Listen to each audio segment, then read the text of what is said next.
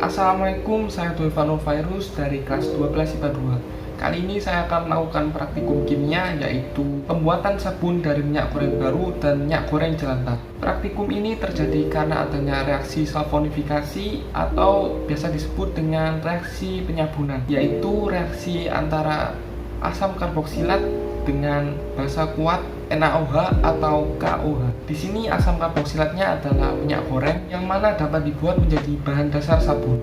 Sehingga hasil dari reaksi ini dapat berupa sabun yang merupakan bentuk garam dari reaksi sulfonifikasi. Tujuan dari praktikum ini adalah membuat sabun dari minyak dan membandingkan jumlah buih sabun dari minyak goreng baru dan sabun dari minyak goreng jelantah. Untuk alat dan bahan yang dibutuhkan ialah sebagai berikut. Yang pertama ada gelas besar 400 ml sebanyak 3 buah. Di sini nanti akan digunakan sebagai wadah pereaksi sulfonifikasi. Kemudian 2 buah gelas plastik kecil digunakan untuk membagi air alkali dan juga 3 buah sendok.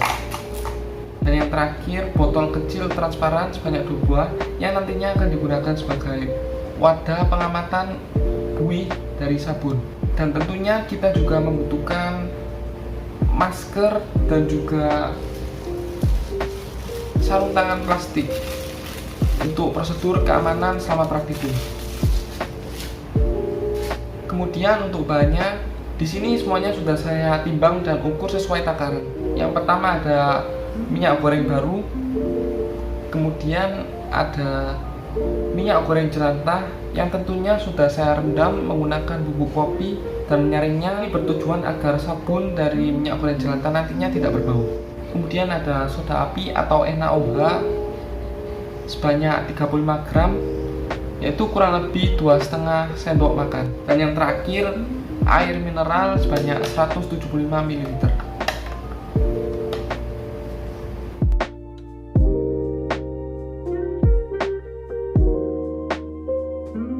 Selanjutnya untuk proses praktikum, sebelumnya kita harus membuat air alkali terlebih dahulu. Oke, saya mulai. Pertama kita harus menggunakan masker dan sarung tangan plastik untuk keamanan praktikum.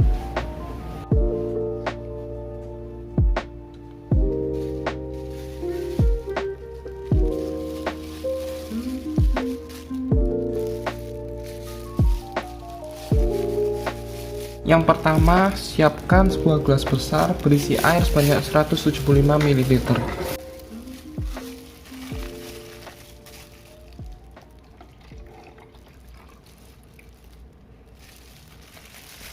Kemudian masukkan NaOH ke dalam air sedikit demi sedikit.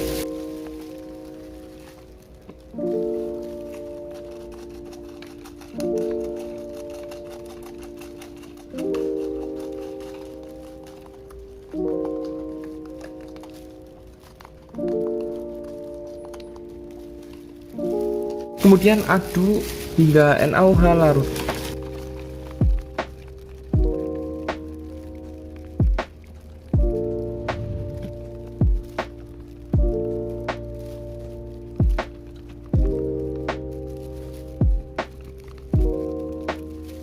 Setelah itu tunggu sampai larutan dingin.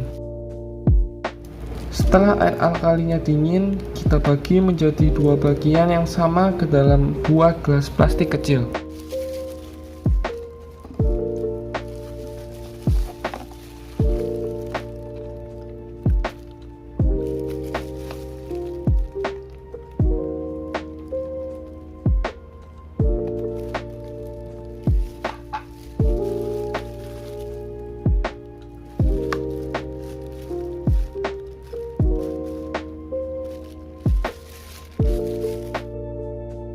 Oke, setelah proses pembuatan air alkali selesai, kita lanjut ke bagian proses reaksi sulfonifikasi. Pertama, kita siapkan 100 ml minyak goreng ke dalam gelas besar.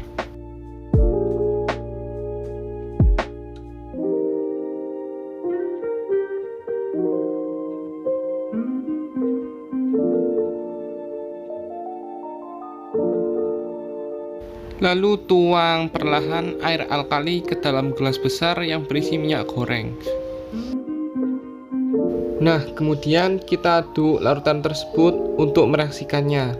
Kita bisa menggunakan sendok atau pengaduk ataupun mixer hingga larutan berubah menjadi kental atau trash. Di sini saya menggunakan sendok. Kita aduk kurang lebih selama 5 menit.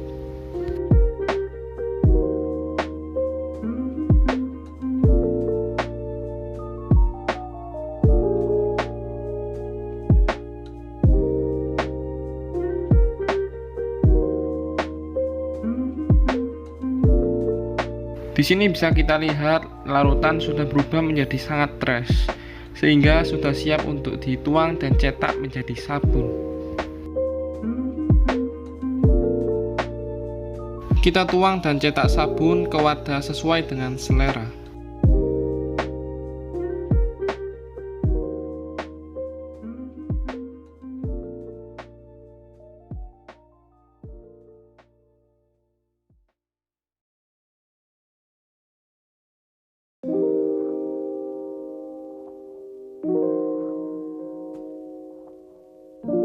Pembuatan sabun dari reaksi saponifikasi menggunakan minyak goreng baru sudah selesai. Selanjutnya kita beralih ke pembuatan sabun menggunakan minyak goreng jelantah.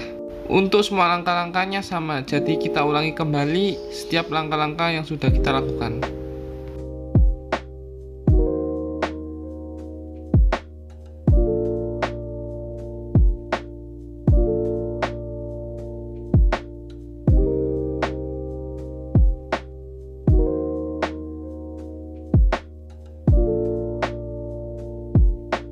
Oke, akhirnya pembuatan sabun dari kedua jenis minyak goreng sudah selesai. Selanjutnya kita diamkan kedua sabun selama 24 jam. Akhirnya setelah 24 jam, sabun sudah menjadi padat dan siap untuk dipotong. Untuk yang sebelah kiri merupakan hasil sabun dari minyak goreng jelantah. Dan untuk yang sebelah kanan adalah hasil sabun dari minyak goreng baru. Setelah itu kita potong kedua sabun dengan ukuran yang kurang lebih sama. Lalu kita masuk ke tahap berikutnya, yaitu uji buih yang ada dari sabun. Oke, selanjutnya kita siapkan terlebih dahulu 50 ml air ke dalam botol yang sudah ada.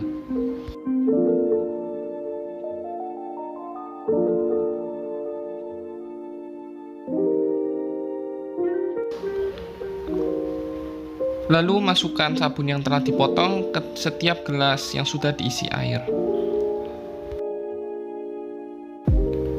Setelah itu kita kocok sabun yang sudah dimasukkan dalam botol sebanyak beberapa kali yang sudah ditentukan. Di sini saya sudah menentukan untuk mengocok sebanyak 30 kali. Dan ini hasil dari buih yang dihasilkan dari masing-masing sabun. Untuk minyak goreng baru, terlihat buihnya relatif lebih banyak dibanding minyak goreng jelantah. Namun perbedaannya hanya sangat sedikit. Berikut data hasil pengamatan jumlah buih. Keduanya sama-sama berindikasi 4+. Namun untuk minyak goreng baru cenderung lebih banyak. Namun perbedaannya hanya sangat sedikit. Jadi untuk analisanya, kedua jenis minyak goreng sama-sama dapat bereaksi dan menghasilkan sabun dengan rumus struktur RCOONA dan juga menghasilkan air yang merupakan hasil samping dari reaksi saponifikasi. Dari hasil praktikum tersebut dapat kita simpulkan bahwa perbedaan jenis minyak goreng yang bereaksi dengan NaOH atau soda api menghasilkan sabun yang memiliki buih dengan jumlah relatif sama, sehingga perbedaan jumlah buih yang terlihat sangat berselisih tipis. Demikian yang bisa saya sampaikan. Mohon maaf bila ada kesalahan. Sekian, terima kasih.